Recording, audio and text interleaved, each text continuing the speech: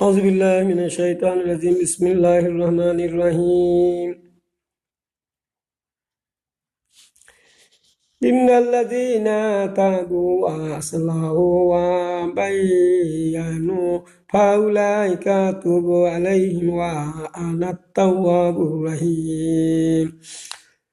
যারা এই কর্ম পরিহার করে এবং নিজ দেহকে সংশোধন করে নেয় আর সত্যকে স্পষ্টভাবে প্রচার করে, ইহারাই তাহারা যাদের প্রতি আমি ক্ষমাশীল হই, কারণ আমি ক্ষমাশীল ও পরম দয়ালু। এখানে আল্লাহ তাআলা বলছেন, সূরা বাকারার 160 নম্বর আয়াতে বলতেছেন, 59 নম্বর আয়াতে হলো, যদি কি করে আল্লাহ স্পষ্টভাবে মানুষের পথ নির্দেশ অবতীর্ণ করিয়াছে কোরআনে, যেখানে আল্লাহ স্পষ্ট করে সব বর্ণনা করে দিয়েছে। আর এই বর্ণনা থেকে যদি কেউ বাদ দেয়, গোপন করে, আল্লাহ তাদেরকে লানত দেন, লালনকারী দেয় তার লানত দেন। আর 160 নম্বর আয়াতে আল্লাহ বলছেন যে যাহারা এই কর্ম পরিহার করে, কোন কর্ম? গোপন করে না, স্পষ্ট প্রচার করে। এই গোপন করে না, এই কর্ম গোপন করা থেকে যদি এটা পরিষ্কার হয়ে আসে, গোপন করা থেকে যদি স্পষ্ট মানুষের কাছে বলে, সেই কথাই করছে যে যারা গোপন করে, এই চরিত্র যাদের, যারা গোপন করে রাখে, বলে না, এটা পরিহার না করা পর্যন্ত আল্লাহ বলতেছে যে যাহারা এই কর্ম পরিহার করে এবং নিজ দেহকে সংশোধন করে, যখন সে বুঝতে পারে যে আমার এই কথাগুলো গোপন করে রাখা ঠিক হবে না, বরং আল্লাহ যে দায়িত্ব দিয়ে রসুলকে পাঠিয়েছিলেন, রসুল সাল্লাল্লাহু আলাইহি ওয়াসাল্লাম এখন নাই, এখন এই দায়িত্বটা আমাদের উপর, কাজে আমাদেরকেও রসুলের মতো স্পষ্টভাবে বর্ণনা করতে হবে। এটা মনে করে যদি সে সংশোধন করে নেয় আর সত্যকে স্পষ্টভাবে প্রচার করে, সত্যকে স্পষ্টভাবে প্রচার করে, কাউকে ভয় করে নয়, যে এটা যুদ্ধ জেহাদের হুকুম আছে বা আল্লাহর আইনের হুকুম আছে, এটা বললে আমার চাকরি থাকে না, আমার ইয়ামতি থাকে না, তাহলে তো বিপদ হবে, আমি এই আয়াতগুলোকে বাদ দিয়ে যাই। তো সেই ব্যাপারে আল্লাহ বলছে যে যারা ওই ধরনের কর্মকাণ্ড করে কিন্তু এদের গুনাহ অনেক হচ্ছে, আল্লাহ লানত দিবে। এই লানত থেকে বাঁচতে গেলে তাদেরকে সংশোধন হয়ে ফিরে আসতে হবে, স্পষ্টভাবে মানুষের সামনে তা প্রচার করতে হবে। ইহারাই তাহারা যারা সংশোধন করে নেয়, আল্লাহ বলছে ইহারাই তাহারা যাদের প্রতি আমি ক্ষমাশীল হই। আল্লাহ বলছে এই লোকগুলোর প্রতি আমি ক্ষমাশীল হই, যারা ভুল করেছিল আবার ভুল সংশোধন করে নিয়ে আবার সত্য পথে চলার জন্য অঙ্গীকার করে, ওয়াদা করে। আল্লাহ বলছে আমি এদেরকেই ক্ষমা করি, এই লোকগুলাকেই আমি ক্ষমা করি, কারণ আমি ক্ষমাশীল ও পরম দয়ালু। কিন্তু আল্লাহর কাছে ক্ষমা না চাইলে আল্লাহ ক্ষমা দিবে না। আর গোপন করে যদি রাখেন, স্পষ্ট করে যদি না বলেন, মানুষের কাছে যদি স্পষ্ট কথা না বলেন, তাহলে আপনি গোপন করা হলো না। অথচ সূরা আন-নিসা 84 নম্বর আয়াতে আল্লাহ স্পষ্ট করে বলতেছেন, ফাকাতিল ফি সাবিলিল্লাহ ইল্লা নাফসাকা ওয়া হাররিজিল মুমিনিন। আল্লাহ বলছে যে তোমরা আল্লাহর পথে যুদ্ধ করো, লড়াই করো, তোমাকে শুধু তোমার নিজের জন্য দায়ী করা হবে। আল্লাহ বলছে তোমার নিজের জন্য দায়ী করা হবে, তাহলে অন্যের বিরুদ্ধে চুপ করে থাকা যাবে না, যুদ্ধ করতে হবে, আল্লাহ এটার হুকুম। তা আমরা যে এই কাজটা করছি না, এই কথাগুলো কাউকে বলতেছি না, গোপন করে রাখতেছি, তাহলে আমাদের কি হবে? তাহলে বুঝতে হবে না, আল্লাহ বলছে তোমাদেরকে প্রশ্ন করা হবে, তোমাদের দায়ী করা হবে, আর তোমরা শুধু তোমাদের নিজেরকেই দায়ী করা হবে। কেন তোমরা প্রত্যেককে প্রশ্ন করা হবে, তোমরা কেন যুদ্ধ জেহাদে যাওনি? তার কারণ কি? আপনি যদি এর সঠিক জবাব দিতে পারেন তাহলে হয়তো বেঁচে যাবেন, হয়তো বলবেন যে যুদ্ধ যেতে পারি নাই, আমার অসুখ ছিল, অথবা আমার বাড়িতে সমস্যা ছিল, বাড়িতে এই সমস্যা ওই সময় মেলা সমস্যা থাকতে পারে। কিন্তু যদি আপনি চালাকি করে সমস্যা দেখান তাহলে বিপদে পড়বেন। আর যে সত্য যদি হয়, যদি আপনি যদি আটকে যান না পারেন, তাহলে সেটা আলাদা বিষয়। না হলে প্রশ্ন করা হবে, জিজ্ঞাসা করা হবে কেন গেলে না, এর জবাব যদি আপনি সঠিকভাবে দিতে পারেন আর আল্লাহ সেটা যদি জানেন তো আল্লাহ, তাহলে আপনি বেঁচে যাবেন। আর কি করবেন আপনি? মুমিন যারা যারা ঈমান এনেছে আল্লাহর প্রতি, তাদেরকে প্রতিটা হুকুম হাকাম মানার জন্য স্পষ্টভাবে তাদেরকে আপনি উদ্বুদ্ধ করবেন যে ভাই এটা যেতেই হবে, না গেলে এই হবে, না হলে এই কাজটা কে করবে, এটা তো আমাদের কাজ, সকলের কাজ, ঐক্যবদ্ধভাবে মুসলমানদের থাকতে হবে, জামাতবদ্ধভাবে থাকতে হবে। আর জামাতবদ্ধ হয়েই আল্লাহর বিধানগুলো কায়েম করতে হবে। আল্লাহর বিধান সব মানুষ চাইবে না। 216 নম্বর আয়াতে আল্লাহ বলছেন, কুতিবা আলাইকুমুল কিতাবু ওয়া হুয়া কুরতুল্লাহকুম, তোমাদের জন্য যুদ্ধের বিধান দেওয়া হলো, যদিও তোমাদের নিকট এটা অপ্রিয়। আল্লাহ কাছে তোমাদের জন্য যুদ্ধের বিধান দেওয়া হলো, যুদ্ধ করতে হবে, যদিও তোমাদের কাছে এটা খুব ভালো লাগে না, ভালো লাগে না। তাহলে যুদ্ধ তো আমাদের ভালো লাগে না। আর এটাই আল্লাহ পরবর্তী আয়াতে বলতেছে, এটাই তোমাদের জন্য মঙ্গল, এটাই তোমাদের জন্য ভালো, যদি তোমরা বুঝো, এটাই তোমাদের জন্য মঙ্গল বয়ে আনবে, তোমাদের জন্য ভালো আনে দিবে। কিয়ামতের ময়দানে এর মাধ্যমে তোমরা জান্নাত পেয়ে যাবে, তোমাদের গুনাহ খাতাগুলো মাফ হয়ে যাবে। এখন আমরা যে বলি নামাজ দিয়ে বিচার শুরু হবে, নামাজ শিখলে সব আমল ঠিক হয়ে যাবে, এই এই আয়াতগুলোকে আমরা বেশি গুরুত্ব দিয়েই বক্তৃতা দিয়ে আসতেছি। অথচ আমার মসজিদে খুতবা দেওয়া অন্তপক্ষে 30 বছর, 35 বছর, 40 বছর পর্যন্ত হয়ে গেছে। মানুষের সামনে কোরআনের দাওয়াত দিচ্ছি, বহুদিন ধরে দাওয়াত দিচ্ছি, কিন্তু একদিনও আমরা ওই কথাগুলোর কথা বললাম না যেগুলা সম্পর্কে আল্লাহ বলছে তোমাদের দায়ী করা হবে। আর কোন সূরা কখন নাযিল হলো, কোন সূরা হুকুম কোন সময় আসলো, এই জিনিসগুলো যদি আমরা না জানি তাহলে আমাদের ভুল হয়, স্বাভাবিক ভুল হয়, ভুল হবে তাহলে আমাদের। তাহলে নামাজ যদি ঠিক হলে সব আমল ঠিক হয়ে যায়, তো একজন নামাজি লোক, আমার প্রশ্ন, একজন নামাজি লোক সুদের সঙ্গে কিভাবে জড়িত হয়?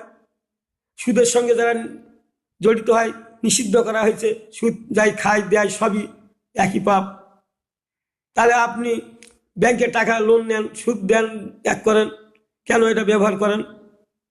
তাহলে আপনি কি নামাজ ঠিক হলে সব আমল ঠিক হবে? আপনি তো সুদের সঙ্গে জড়িত আছেন।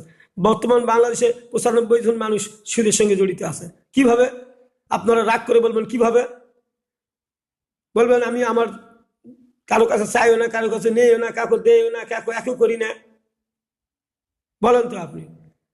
কিন্তু আপনি বুঝেন, আপনি ব্যাংকের লোন নেন, সরকারি সুদ নেয় না, আপনি তো সুদ নেন বাড়ি করার জন্য, শর্ট পয়সা দাও লোন নেও, জমি কিনবার টাকা শর্ট পয়সা ব্যাংকের লোন নেও, বিভিন্ন কারণে আপনি ইচ্ছাকৃত হবে সুদ নেন, লেনদেন করছেন। তো সব মানুষ সুদের সঙ্গে জড়িত নাই। ধনী মানুষ হলে তো আপনি সুদের সঙ্গে জড়িত আছেন, কারণ আপনি তো ধনী হওয়ার লোভে আপনি একটা গাড়ি কিনবেন, ভাড়া দিবেন, তো সেখানে টাকা কিছু শর্ট পড়লো, আপনি জমি বন্ধকি তুলেন অথবা বিক্রি করে দিলেন। তাহলে বিক্রি করে দিলেন অথবা বন্ধকি রাখলেন, ব্যাংকে রাখে টাকা নিলেন, তা আপনি সুদের সঙ্গে জড়িয়ে পড়লেন না? আপনি ধনী হন আর গরিব হন। তাহলে আমরা যে বলি যে নামাজ পড়লে সব আমল ঠিক হয়ে যাবে, তে আমি ওই ভাইদের বলি যারা এই হাদিসটাকে এত গুরুত্ব দিয়ে বলেন, কিন্তু সব হাদিসগুলোই গুরুত্ব দিয়ে বলতে হবে, তাহলে আপনি অন্য হাদিসগুলোকে এত গুরুত্ব দেন না কেন? আল্লাহ ধরবে না? তো আল্লাহ বলবে আরে নামাজ ঠিক হলে সব আমল ঠিক হয়ে যায়। তখন বলা হয়েছিল কখন? হিজরতের পূর্বে এই কথাগুলো বলা হয়েছিল, হিজরতের পূর্বে এবং হিজরতের পরে নামাজ ঠিক হলে, যখন 5 ওয়াক্ত নামাজ ফরজ হলো তখন এই কথা বলা হয়েছিল। তো তখন ফরজ হওয়ার পরেই তো সব আইনগুলা পাশ হয় নাই, ধীরে ধীরে তো আইনগুলা পাশ হচ্ছে। আর দ্বিতীয় হিজরি রমজান মাসে তো রোজা আসলো। তা আপনি বলেন যে নামাজ ঠিক হলে সব ঠিক হয়ে যাবে, আর কিছুই করবে লাগবে না। তা আপনি ধান রোপণ করে আসেন মাঠে, যারা কৃষক মানুষ, আর ধান রোপণ করে আনলেই তো, ধান রোপণ করলে তো সব হয়ে যাবে। আর কি, ধান রোপণ করলেই তো সব হয়ে যাবে। তো ধান রোপণ করে আসে বাইক বসে থাকেন, তাহলে আপনার ধান হবে? ধান রোপণ করার পর আপনাকে খোঁজখবর নিতে হবে না জমিতে পানি আছে কিনা, জমিতে ঘাস উঠতেছে কিনা, নিড়ানি দিতে হবে কিনা, আবার পোকামাকড় আক্রমণ করছে কিনা, এগুলার ব্যাপারে যেন খোঁজখবর না নেন, তদারকি না করেন, তাহলে আপনার ধান বাড়িতে আসবে, ধান তো পোকা খায় শেষ হবে, অথবা ঘাসে তোমার ধান খায় শেষ করে দিবেন। তাহলে আপনি সবই বুঝতে পারেন, কিন্তু আসল কথাটা আর বুঝতে পারেন না। আল্লাহ কোরআনে কি বলছে, আল্লাহ এটাকে দেখার কিছু মনে করেন না, খালি ওইটুকুই দাওয়াত। একবার কলেমা পড়াও, একবার এটা করো, করলেই তোমরা জান্নাতে যাবে। কত 100 বার কলেমা পড়লে আসমান জমিনের মধ্যে ফাঁকা জায়গা নিকিতে ভরপুর হয়ে যাবে।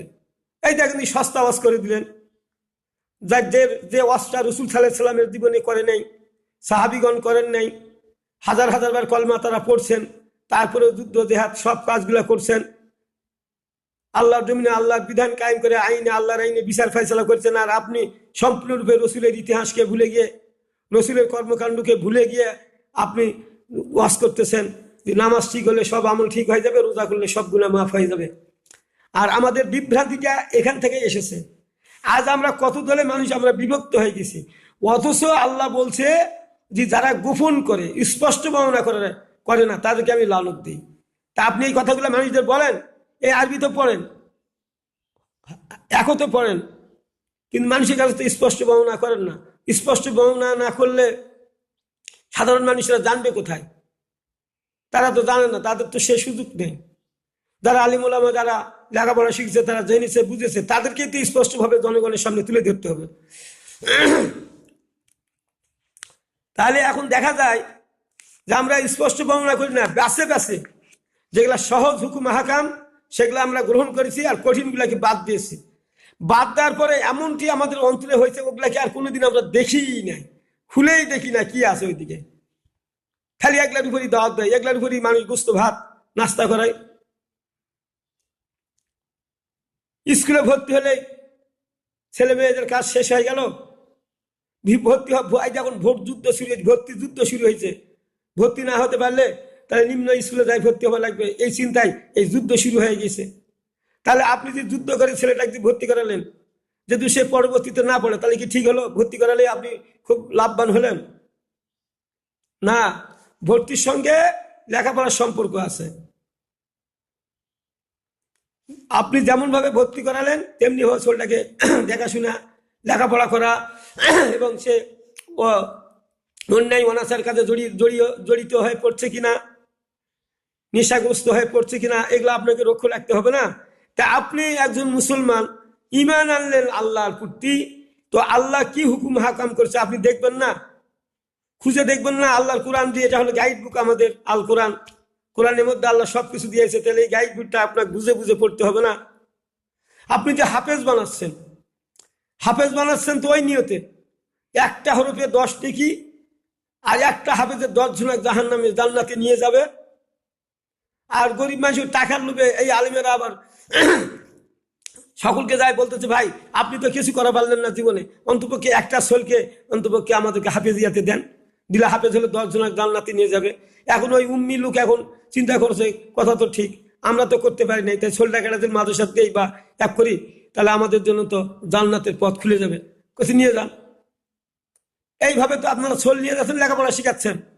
ওই ছোলগুলো আবার পরবর্তীতে কি করছে, ওরাও ফির এক মসজিদে গিয়ে ওরাও আবার ফির একটা মাদ্রাসা খুলে সেখানে বসে তারা সেখানে ওইভাবে শিখাচ্ছে আর এক করতেছে, আর ওইভাবে মানুষকে দাওয়াত দিচ্ছে যে একবার একটা হাফেজ বানালে এই হবে।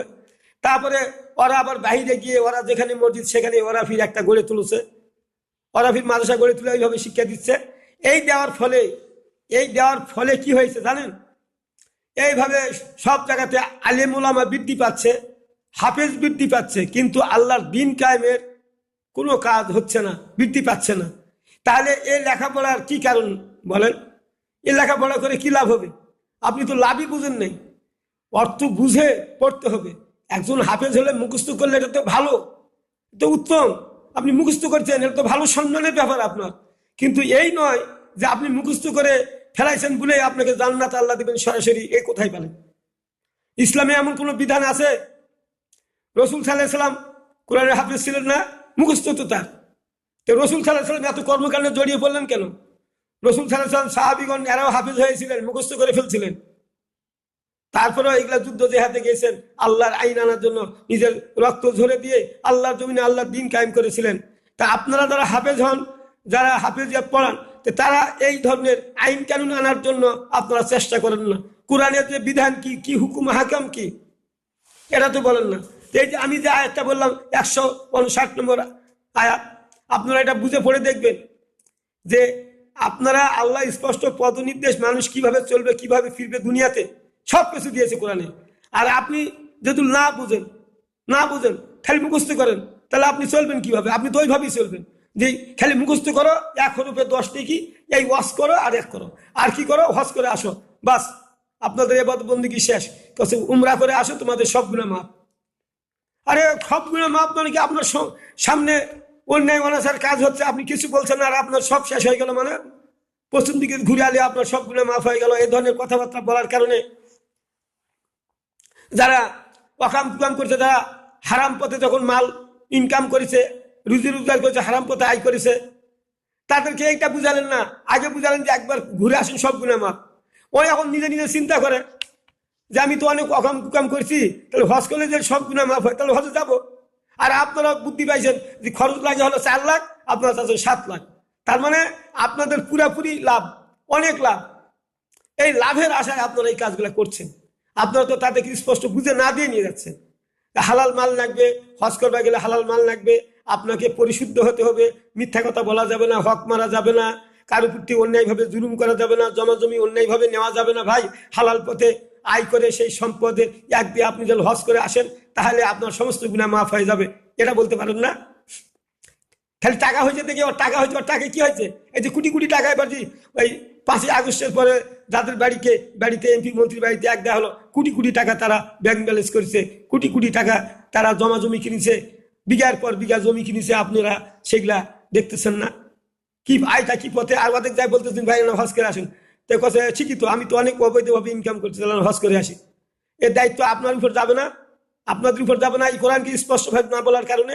আমি আপনাদের কাছে বলি যে আপনারা এই কাজটা করবেন না, আল্লাহর কাছে আপনারা ধরা খাই যাবেন, আপনারা স্পষ্টভাবে ধরা খাই যাবেন। এ ধরনের কাজকর্ম যারা করে তাদেরকে অবশ্যই ভালোভাবে স্পষ্ট বুঝিয়ে দিয়ে ধীরে সুস্থে তাদেরকে আল্লাহর কিতাবটা সম্পর্কে তাদের নলেজে দিবেন। তাদের আয় সম্পদের যে রেজেক্টটা তারা অর্জন করছে, সেটা হালাল পথে না হারাম পথে। গতকালকে যে ভিডিওটা দিয়েছি সেটাতে আমি এই কথা বলেছি। তা হারাম না হালাল এটা আপনি দেখবেন না, খালি টাকা লোভে আপনি পাবেন, একটা হাজিকে হজ করবে গেলে 1 লাখ টাকা পাবেন, এ তো বিরাট ইনকাম, বিরাট ইনকাম না, অনেক বড় ইনকাম। তারপরে যখন হজ পার হয়ে যাবে, এখন ফিটনাইছে উমরা, মানে ওটাতেও 50,000 টাকা পাবেন বা 30,000 টাকা পাবেন। এতে একটু অল্প টাকা লাগে, তো ওটা তার বেশি খাওয়া যাবে না। তো এইভাবে এগুলা ব্যবসা শুরু করে দিচ্ছেন। কোরআনে আয়াত দেখেন না, যারা আমার ব্যবসা করে, যারা বিক্রি করে খায় আমার ধর্মকে, যারা ধর্ম বেঁচে খায়, এটাতে যারা আয় রোজগার করার চেষ্টা করে, এদেরকে আমি লানত দিই। এরা খুব কঠিন শাস্তি উপভোগ করবে, কঠিন শাস্তি উপভোগ করবে এরা। আল্লাহর কিতাব বেঁচে খাওয়া, আপনাকে কে বলেছিল যে একবার হজ করে আলী সব গুনাহ মাফ? সব গুনাহ তো তারাই হবে যারা দুনিয়াতে, যারা তাদের হালাল সম্পদ, হালাল মাল খায়, মিথ্যা কথা বলে না, কারো প্রতি জুলুম করে না, অন্যায় অনাচার করে না, দান খয়রাত করে। এই সমস্ত লোকেরা হজ করে আসার পরেও যেগুলা গুনাহ হয়, সেগুলা সগিরা টগিরা গুনাহ যা আছে মানা হয়। কবিরা গুনাহ তো তওবা করতে হবে। তা আপনারা মনে করছেন আমি নিরুৎসাহিত করতেছি হজে? না, আমি নিরুৎসাহিত করি নাই। যাদের মাল আছে, সম্পদ আছে, যারা নামাজি লোক, ভালো লোক, তাদেরকে অবশ্যই হজ করতে হবে। এটা ফরজ, এটা ফরজ, গুনাহ মাফের জন্য খালি নয়, এটা ফরজ, এটা হুকুম। ফরজ গুলা কি হুকুম আল্লাহ, এটা করতে হবে। আপনার মাল হয়েছে, আপনাকে যেতে হবে, সেখানে এক করতে হবে। সেগুলা বলতে পারেন না, খালি 100 বার কলমা পড়েন একবারে ভরপুর হয়ে গেল। এত নাকি সম্পর্কে সাহাবিগণ রসুল কেন জানলেন না? আপনারা কোথায় পেলেন এগুলা? আর এটা আলম করে, এইটাই আমল করলে আপনারা জান্নাতে যাবেন, এ ধরনের স্বীকৃতি কে দিল আপনাদের? আর এই দিয়ে হাজার হাজার মানুষকে বিপদগামী করেছেন। আল্লাহ কি বলতেছে শোনেন, আপনাদের তো কর্মের উপরই বিচার হবে। আপনি কি কর্ম করছেন, কতটুকু সব ইনকাম করেছেন, কতটুকু আল্লাহর ফরজ হুকুম পালন করছেন, কতটুকু নিষেধ কাজগুলোকে এড়িয়ে চলেছেন। আল্লাহর হুকুম ছিল অন্যায়, ফাসাদ, জুলুম, নির্যাতন, এর বিরুদ্ধে যুদ্ধ জেহাদ করতে হবে। এ ব্যাপারে আপনি কতটুকু কাজ করছেন, এগুলার হিসাব আপনাকে দিতে হবে না? খালি খামাকা খালি কথা বলেন, আর সামান্য একটা কাজ করেই বসে বসে জান্নাত, মসজিদে বসে তফসির তাহলিল করলেই জান্নাত। কেন? রসুলের বুদ্ধিটা পায় নাই? রসুলের থেকে আপনারা বেশি বুঝেন না? সাহাবিদের থেকে আপনারা বেশি বুঝেন? যারা রসুল এবং সাহাবিদ থেকে বেশি বুঝার চেষ্টা করে, তাদের ভাগ্যে জান্নাত জুটবে না। আপনি যত দেখে রাজগার করেন, আল্লাহকে নিয়ে পড়ে থাকেন, এই মসজিদ থেকে না বের হন, কোনো লাভ হবে না যদি আল্লাহ এবং রসুলের হুকুমকে এড়িয়ে চলেন। কেউ আপনাকে এই হুকুমটা মানার জন্য আহ্বান জানালো আর আপনি এড়িয়ে চললেন, আপনার ইমানই থাকবে না। ইমান থাকার কোনো প্রশ্নই আসে না। এই দেখেন, আল্লাহ আমাদের কর্মেরই বিচার করবেন। কুল্লু নাফসিন বিমা কাসাবাত রাহিনাতুন, প্রত্যেক মানুষ নিজ কর্মের জন্য দায়ী হবে। আপনি কেন জাহান্নামে যাচ্ছেন, এটা আপনার কর্মের ফল। আপনি কেন জান্নাতে যাচ্ছেন, এটাও আপনার কর্মের ফল। তাহলে সে লোকটাও কর্ম করলো, আমিও কর্ম করলাম, কিন্তু ওই লোকের কর্মটা ছিল খারাপ কর্ম, যার ফলে তাকে জাহান্নামে নিয়ে গেল। আর এই লোকগুলার আমল ছিল সৎকর্ম, ভালো কাজ, আল্লাহর হুকুম, যেটা নিষেধ করছে সেটা মেনে চলেছে, যেটা আদেশ করছে সেটা পালন করছে। এরা হলো হকপন্থী লোক, এরাই জান্নাতি লোক। আর ওই লোকটা কি করেছে? আল্লাহ যেগুলা নিষেধ করছে সেই কাজগুলাই করতো, মানুষের সম্পদ লুণ্ঠন করে নিত, আল্লাহর বিপরীতমুখী কাজ করেছে, তারও তো এটা কর্ম, তার এটাও তো কর্ম। তাহলে কর্মের মাধ্যমে আল্লাহ মানুষদেরকে ভালো কর্মে জান্নাত নিয়ে যাবে, খারাপ কর্মে জাহান্নামে নিয়ে যাবে। কথাটা বুঝতেন? আবার মর্যাদা হবে কিয়ামতের ময়দানে, যেহেতু সবাই সমান কাজ করেন, তার মধ্যেও সবারই সমান হবে না, কারো কম বেশি একটু থাকবে। সেই জন্য আল্লাহ বলছে লেকুল্লি দারাজাত মিম্মা আমিলু, প্রত্যেক মানুষের মর্যাদা হবে তার কর্ম অনুযায়ী, প্রত্যেক মানুষের মর্যাদা হবে তার কর্ম অনুযায়ী। আপনি ফার্স্ট ক্লাস পাবেন, সেকেন্ড ক্লাস পাবেন, থার্ড ক্লাস পাবেন, ওটুকু আল্লাহ দিকে যারা যারা হিসাব নেবেন, মানে যার যেটুকু কর্মের উত্তম ফল আল্লাহ দিবেন কিয়ামতের ময়দানে, সেই মর্যাদা আল্লাহ দিবেন কিয়ামতের ময়দানে। আর আপনি কোনো কর্ম নেই, কাজ নেই, কোথায় 100 বার কলমা পড়া যান না, কোথায় কলমার দাওয়াত একবার দাও, ভাই এই কলমাটাকে শেয়ার করেন, এই কলমাটাকে শেয়ার করেন, তাহলে অনেক সব পাবেন। ওই কলমাকে শেয়ার করে আপনি কতটুকু পাবেন? এটা তো কলমাটা তো হলো ঈমান আনা, বিশ্বাসের উপর বিশ্বাস, যে আল্লাহকে সব কাজে মানে নিলেন। কলমার অর্থটা হলো আল্লাহকে শুধু নামাজের ব্যাপারে নয়, আল্লাহকে দুনিয়া সৃষ্টি করেছেন, আল্লাহ মানুষকে সৃষ্টি করেছেন, পাহাড় পর্বত নদী নালা সব সৃষ্টি করেছেন, বিশ্বাস করলেন। তারপরে আল্লাহ মানুষকে সৃষ্টি করে দুনিয়াতে পাঠাইলেন, তারপরে আল্লাহ মানুষকে কিছু বিধিবিধান দিলেন, দিয়ে সেই মোতাবেক চলার নির্দেশ দিলেন, সবগুলো আপনি মানে নিলেন, নিয়ে চলছেন। এটা হলো কলমা। কলমা পড়া মানে আল্লাহর হুকুম আহকাম, হুকুমগুলো মানা, যেগুলা নিষেধ করছে সে তা থেকে বিরত থাকা, নিজে বিরত থাকা, অন্য মানুষদেরকে বিরত রাখার জন্য চেষ্টা করে যাওয়া। এটা হলো ইসলাম, এটা হলো কলেমার অর্থ। নাই, আল্লাহ ছাড়া কিচ্ছু নেই আমাদের, একমাত্র আল্লাহ আমাদের সব কিছু করেন। এক কথায় আল্লাহ আমাদের সব কিছু করেন, আল্লাহ যা বলেছেন আমাদের তাই করতে হবে, যা নিষেধ করছেন তার থেকে বিরত থাকতে হবে। এটাই হলো কলমা। আর কলমা পড়লেই হবে? কলমার দাওয়াত দেন, কলমার দাওয়াত দেন না, কলমার দাওয়াত দিয়ে নাই নিজের আল্লাহ বলছে কাসিমু হাবলিল্লাহ, যারা নিজে পরিশ্রম করে খায়, যারা নিজে পরিশ্রম খায় এটাই উত্তম খাওয়া। আপনি মানুষের দেওয়া খাওয়া নিয়ে, পিকনিকের মতো খাওয়া নিয়ে বেদিব্যস্ত এগুলা করে সন্তুষ্ট হবেন কেন?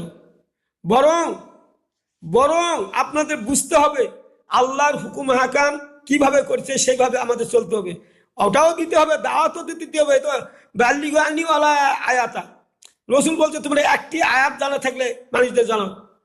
তাহলে কোরআন দিয়েই তো দাওয়াত দিতে হবে। ইয়া আইয়ুহার রাসূল বাল্লিগ মা উনজিলা ইলাইকা মির রাব্বিক, তোমার রবের পক্ষ থেকে যা নাযিল করা হয়েছে তা তুমি মানুষের সামনে স্পষ্টভাবে প্রচার করো। তা আপনারা কিসের দাওয়াত দেন? কলেমার দাওয়াত দেন। কোরআনের আয়াতের দাওয়াত দিতে হবে না? আল্লাহ বলছে হে রসুল তোমার উপর যা নাজিল করা হচ্ছে তা স্পষ্ট বর্ণনা করো, ওহী নাজিল হচ্ছে, আর ওহীটাই হলো আল কোরআনে পরিণত হচ্ছে, আর এই কোরআনের দাওয়াত দিতে হবে। তা আপনারা এটা না করে কলেমার দাওয়াত দেন, আর কত শেয়ার করেন, এক করেন, একবার নামাজ পড়েন, 10 বার নামাজ পড়েন, 10 বার কলেমা পড়েন, এগুলা বলেন কেন? এগুলা তো আমরা করি, নামাজ তো আমরা করি রে ভাই। নামাজটাকে ঠিক রাখতে গেলে আল্লাহ তাআলা এবং রসুলের কর্মকাণ্ডের সাথে অন্য অন্য কর্মকাণ্ডগুলো আমাকে যোগ করে মেনে চলতে হবে। নামাজ থাকবে, রোজা থাকবে, তারপরে আনুষাঙ্গিক আরো যেগুলা হুকুম হাকাম আছে তা নিজেরা মানবো, কেউ না মানলে তাকে মানার জন্য চেষ্টা করব, আল্লাহর পথে তাদেরকে নিয়ে আসার জন্য আমরা সংগ্রাম করব, লড়াই করব, যেমন সাহাবীগণ রসুল সব মিলে তারা করেছে। তাহলে আমরা কলেমার দাওয়াতকে আমরা সঠিক পাবো। আমি কলেমার দাওয়াত দিব এই কারণে, মসজিদে বসে বসে তসবিহ তাহলিলের জন্য আমি কলেমার দাওয়াত দিব?